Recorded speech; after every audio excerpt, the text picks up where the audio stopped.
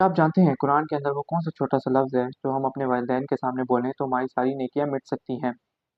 کیا آپ کے اندر اتنی ہمت ہے کہ آپ یہ دعا کر سکیں کہ یا اللہ میری اولاد میرے ساتھ وہی سلوک کرے جیسا میں نے اپنے والدین کے ساتھ کیا ہے؟ آج کی اس ویڈیو میں ہم سورہ بنی اسرائیل کی ان آیاتوں کی گہرائیوں میں جانے والے ہیں جس سے آپ کے اور آپ کے والدین کے رشتے بدل سکتے ہیں۔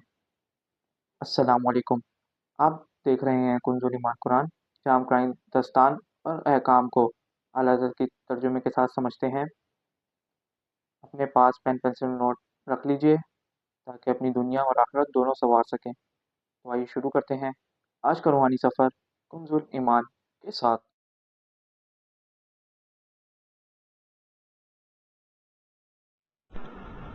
سورہ بنی اسرائیل اور 15ویں پارے کا تیسرا رکوع۔ یہ آیت کریمہ والدین کے حقوق کے بارے میں ہے۔ آیت نمبر 23، آیت نمبر 24، یہ دونوں آیتیں ایسی آیتیں ہیں کہ یہ ہر بچے کو حفظ کرانی چاہیے۔ اس میں ایسا درس ہے کہ جو بچہ اسے اپنی عام عادت میں وہ نماز پڑھتے ہوئے تلاوت کے دوران اس کو پڑھے، اس کے معنی پر غور کرتا رہے، تو انشاءاللہ تعالی وہ والدین کے حقوق میں کوتاہی ہرگز نہیں کرے گا۔ اس آیت کریمہ کو عام بھی کرنا چاہیے۔ کس زمانے میں ہم نے یہ دیکھا تھا کہ کسی نے یہ اسٹیکر بنایا تھا اور اس میں انہوں نے یہ کیا تھا کہ یہ دونوں آیتوں کی عربی لکھی تھی اور نیچے انہوں نے ترجمہ لکھا تھا، اور انہوں نے وہ اسٹیکر جو ہے عام کرنے کی کوشش کی تھی۔ یہ اچھی کوشش ہے کہ اگر اس میں گھر کے اندر یہ آیت کریمہ مناسب جگہ پر چسپا ہو اور بچوں کی نگاہ اس پر پڑتی ہو تو یہ قرآن مجید فقان حمید کی تاثیر ہے کہ انسان کی زندگیاں بدل جاتی ہیں۔ اللہ تعالی ہمیں بھی والدین کی قدر و منزلت کرنے کی توفیق عطا فرمائے اور ہماری ساری کوتاہیوں کو معاف فرمائے۔ وَقَضَى رَبُّكَ أَلَّا تَعْبُدُوا إِلَّا إِيَّاهُ، اور تمہارے رب نے حکم دیا کہ اللہ کے سوا کسی اور کی پوجا نہ کرو۔ وَبِالْوَالِدَيْنِ إِحْسَانًا، اور والدین کے ساتھ اچھا سلوک کرو۔ یوں تو اچھا سلوک ہر وقت کرنا چاہیے، لیکن جب ماں باپ بوڑھے ہو جائیں تو ان کا خاص طور پر خیال رکھنا ضروری ہے۔ اما یبلغن عندک الکبر احدہما او کلاہما، تیرے سامنے ان دونوں میں سے کوئی ایک یا دونوں بڑھاپے کو پہنچ جائیں، فلا تقل لہما اف، تو ہرگز انہیں اف نہ کہنا۔ نبی اکرم صلی اللہ علیہ وآلہ وسلم نے ارشاد فرمایا کہ جس کے والدین یا دونوں میں سے کوئی ایک بوڑھا ہو جائے اور وہ ان کی خدمت کر کے جنت کو حاصل نہ کر سکے، وہ ذلیل و رسوا ہو جائے، وہ ہلاک ہو جائے۔ نبی اکرم صلی اللہ علیہ وآلہ وسلم نے سب سے بڑا حق حقوق العباد میں ماں باپ کا قرار دیا۔ آپ نے یہ فرمایا کہ ماں باپ تیری جنت بھی ہیں اور جہنم بھی ہیں، انہیں راضی کرے گا تو جنت میں جائے گا، انہیں ناراض کرے گا تو جہنم میں جائے گا۔ یہاں تک کہ فرمایا رات کو جو ماں باپ کو ناراض کر کے سو جائے اور اس کا انتقال ہو جائے تو وہ جہنمی ہے، اور ماں باپ کو راضی کر کے سوئے اس کا انتقال ہو تو وہ جنتی ہے۔ بڑے فضائل بیان کیے گئے، بڑی اہمیت بیان کی گئی اور جھنجھوڑ دیا گیا، لیکن افسوس اسکول، کالج، یونیورسٹیوں میں ان چیزوں کی طرف توجہ بچوں کی نہیں دلائی جاتی ہے، نہ دوستوں کے اندر ایسا ماحول ہے، تو بچے والدین کے ساتھ ایسی گفتگو کرتے ہیں کہ بسا اوقات تو ایسا لگتا ہے کہ ایسی گفتگو تو کوئی چپڑاسی کے ساتھ بھی نہیں کرتا ہوگا۔ بڑی بدتمیزی سے گفتگو کرتے ہیں اور والدین پریشان ہوتے ہیں۔ تو اس کی وجہ سب سے بڑی یہی ہے کہ جب ہم نے اپنی اولاد کو دین کی تعلیم نہ دی اور جب ہم نے اپنی اولاد کی دنیا کی فکر کی اور آخرت کی فکر نہ کی تو آخرکار اولاد نے ہمیں ٹھکرا دیا۔ بڑھاپے میں چونکہ اعصاب کمزور ہو جاتے ہیں، ایک ایک بات کو بار بار ریپیٹ کرنے کی بیماری، چڑچڑاپن، غصہ، چھوٹی سی بات کا دل پر لے لینا، ذہن میں اس بات کا پھنس جانا، یہ سارے معاملات ہوتے ہیں۔ اس لیے کہ بڑھاپے میں جسم کمزور ہو جاتا ہے، اس سے دماغ بھی کمزور ہوتا ہے، اعصاب بھی کمزور ہوتے ہیں۔ اس لیے بڑھاپے کا ذکر کیا گیا اور فرمایا اف بھی نہ کہنا۔ مفسرین فرماتے ہیں عربی کلام میں اف سے ہلکا کوئی لفظ ہی نہیں ہے، ناپسندیدگی کا لفظ سب سے ہلکا اف ہے۔ اگر عربی میں اس سے ہلکا کوئی لفظ ہوتا تو قرآن اسے بیان کرتا۔ اف کسے کہتے ہیں؟ تو فرمایا اف سے مراد یہ ہے کہ اگر والدین کوئی حرکت کریں، کوئی بات کہیں تو اس سے چہرے پر ناگواری کے جو آثار آتے ہیں، پیشانی پر جو بل پڑ جاتے ہیں، اسے اف کہتے ہیں۔ یعنی اے لوگوں، تمہارے والدین میں سے کوئی ایک یا دونوں بڑھاپے کو پہنچ جائیں تو ان کے سامنے بیزاری کا، ناگواری کا ہلکا سا بھی اظہار ہرگز نہ کرنا، کہ جن سے والدین کو محسوس ہو کہ یہ مجھے بوجھ سمجھتا ہے۔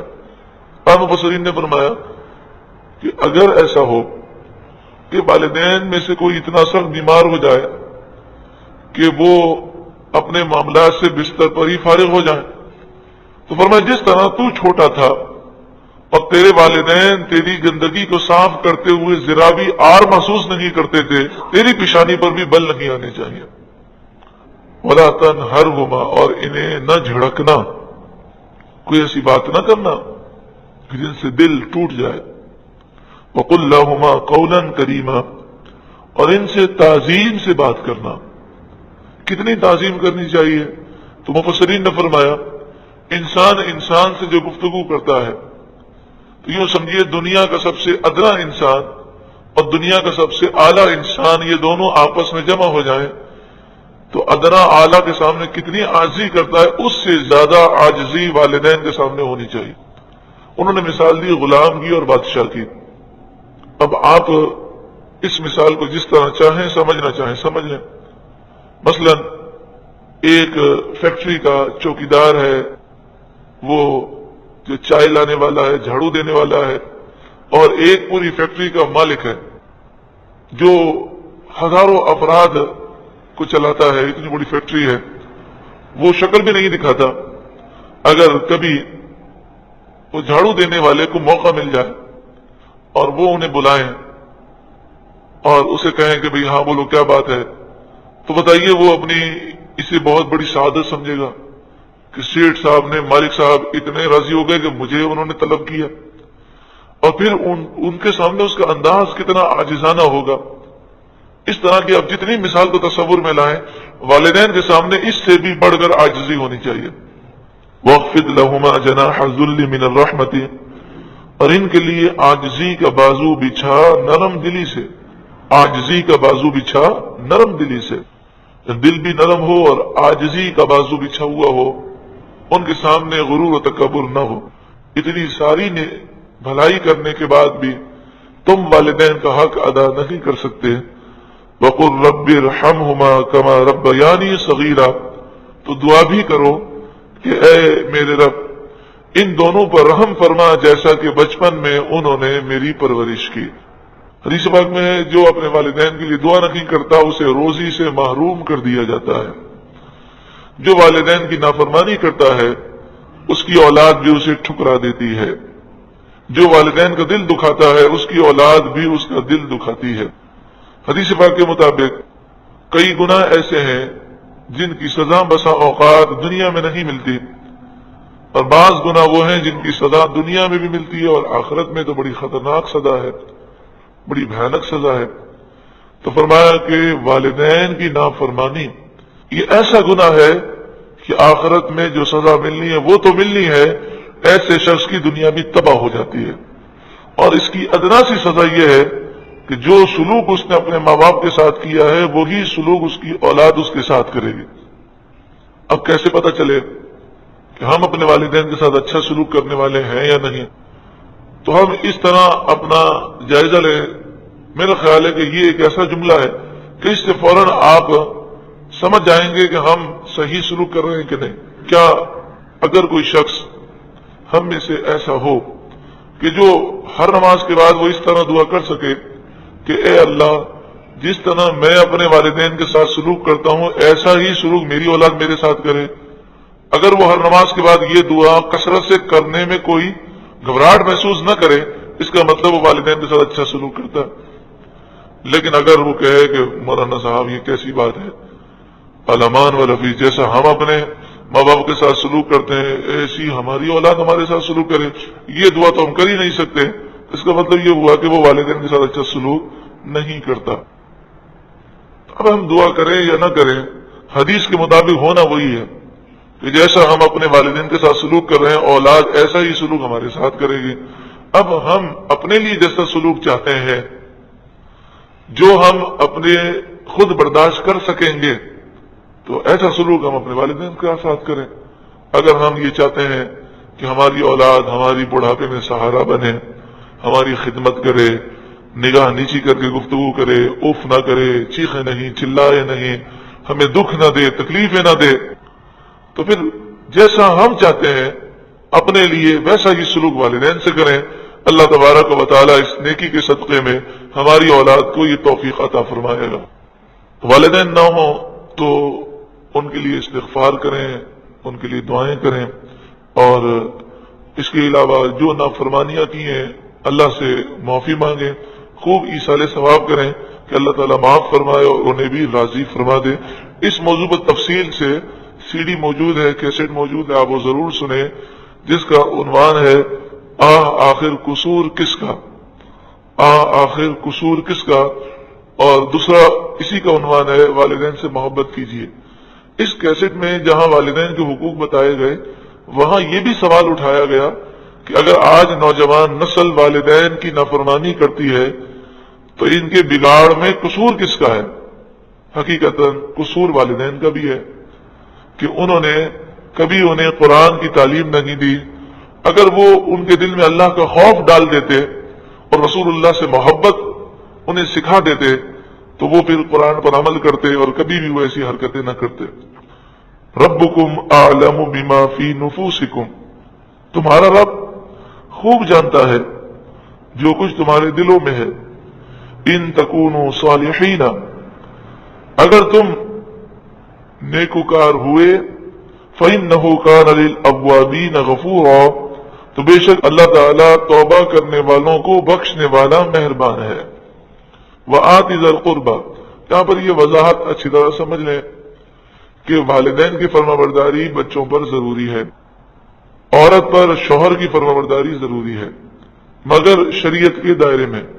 شوہر اگر شریعت کے خلاف حکم دے، والدین اگر شریعت کے خلاف حکم دیں تو پھر ان کا حکم نہیں مانا جائے گا، مگر پھر بھی بدتمیزی کرنا، سامنے جواب دینا، لڑنا جھگڑنا، اس کی اجازت نہیں ہے۔ انسان سے غلطیاں ہو جاتی ہیں، وقتاً فوقتاً والدین سے معافی مانگنی چاہیے، اور اگر والدین زندہ نہ ہوں تو پھر والدین کی قبر پر جا کر معافی مانگے، اللہ کی بارگاہ میں معافی مانگے، خوب ایصال ثواب کرے۔ اللہ تعالی ہم سب کی کوتاہیوں کو معاف فرمائے۔ وآتی ذی القربى، اور رشتہ داروں کو ان کا حق دو۔ وآتی ذی القربى حقہ، والمسکین، اور مسکین کو اس کا حق دو۔ وابن السبیل، اور مسافر کو اس کا حق دو۔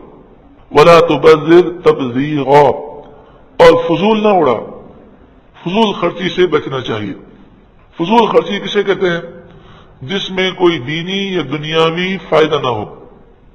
ہر وہ کام جو شریعت کے خلاف ہے وہ فضول ہے، ہر وہ کام جو شریعت کے خلاف ہے، گناہوں میں پیسے خرچ کرنا، سب فضول خرچی ہے۔ اس کے علاوہ ہر وہ کام جس میں نہ دینی دنیاوی کوئی فائدہ نہ ہو تو اس میں پیسے خرچ کرنا وہ فضول خرچی ہے۔ ان المبذرین کانوا اخوان الشیاطین، بے شک فضول اڑانے والے شیطانوں کے بھائی ہیں۔ وکان الشیطان لربہ کفورا، اور شیطان اپنے رب کا بڑا ناشکرا ہے۔ جسے شیطان کا بھائی بننے کا شوق ہو وہ فضول خرچی کرے۔ وَإِمَّا تُعْرِضَنَّ عَنْهُمْ، اور اگر آپ ان سے منہ پھیریں، ابتغاء رحمت من ربک ترجوہا، اپنے رب کی رحمت کے انتظار میں جس کی آپ کو امید ہے۔ مراد یہ ہے کہ اگر کوئی آپ سے سائل سوال کرے اور ابھی آپ اسے نہ دے سکتے ہوں اور بعد میں دینا ہو تو اسے اچھا جواب دینا چاہیے، اور اسے یہ کہنا چاہیے کہ ابھی میرے پاس نہیں، پھر میں آپ کو دے دوں گا۔ اور اگر دینا بالکل بھی نہ ہو تب بھی سائل کو جھڑکنا نہیں چاہیے، آسن انداز میں معافی مانگ لینی چاہیے۔ فَقُلْ لَهُمْ قَوْلًا مَيْسُورًا، تو آپ ان سے آسان بات کہہ دیں۔ وَلَا تَجْعَلْ يَدَكَ مَغْلُولًا، اور تم اپنا ہاتھ باندھ کر نہ رکھو، إِلَىٰ عُنُقِكَ، اپنی گردن سے، وَلَا تَبْسُطْهَا كُلَّ الْبَسْطِ، اور نہ ہی ہاتھ بالکل کھلا رکھو، فَتَقْعُدَ مَلُومًا مَحْسُورًا، کہ تم بیٹھ جاؤ پھر ملامت کیے ہوئے، تھکے ہوئے۔ مراد یہ ہے کہ جب تم خرچ کرو تو خرچ میں میانہ روی ہو، نہ تو کنجوسی ہو نہ ہی فضول خرچی، کہ جو آدمی فضول خرچی کرے گا سب کچھ وہ خرچ کر دے گا، پھر ضرورت کے وقت وہ تھکا ہوا بیٹھا ہوگا۔ ان ربک یبسط الرزق لمن یشاء ویقدر، بے شک تمہارا رب جس کے لیے چاہتا ہے روزی کشادہ فرماتا ہے، اور جس کے لیے چاہتا ہے روزی کو تنگ فرما دیتا ہے۔ انہ کان بعبادہ خبیرا بصیرا، بے شک اللہ اپنے بندوں کو خوب جاننے والا ہے، وہ اپنے بندوں پر خبیر ہے، بصیر ہے، خبردار ہے، دیکھنے والا ہے۔ آج ہم نے سیکھا کہ والدین کے سامنے اف کہنا بھی حرام ہے، اور انسان جیسا بیج بوتا ہے ویسا ہی پھل کھاتا ہے۔ اگر آج ہم عزت کریں گے تو کل ہمیں عزت ملے گی۔ یاد رکھیے گا، قرآن سے سننے کے لیے نہیں بلکہ زندگی بدلنے کے لیے ہے۔ آج کی اس تفسیر کو سن کر کس کس نے اپنے والدین کے لیے دعا کی؟ نیچے الحمدللہ کہہ کر ہماری حوصلہ افزائی کریں۔ اور اگر آپ چاہتے ہیں آپ کو اسی طرح کی ہدایت بھری ویڈیوز اور قرآن تفسیر ملتی رہیں تو اس چینل کو سبسکرائب کر کے بیل آئیکن کو ضرور دبائیے گا۔ اگلی ویڈیو میں ہم اس خوفناک گناہ کے بارے میں جانیں گے جو آج کل مجبوری کے طور پہ کیا جاتا ہے، یعنی رزق کی کمی کی وجہ سے اولاد کا قتل۔ اور اللہ تعالیٰ نے زمین پر اکڑ کر چلنے والوں کو کیا چیلنج دیا ہے۔ اللہ تعالیٰ ہمیں اپنے والدین کا فرما بردار اور قرآن پر عمل کرنے کی توفیق دے، آمین۔ درود پاک پڑھ لیجئے۔ مولایا صلی وسلم دائما ابدا علی حبیبک خیر الخلق کلہم۔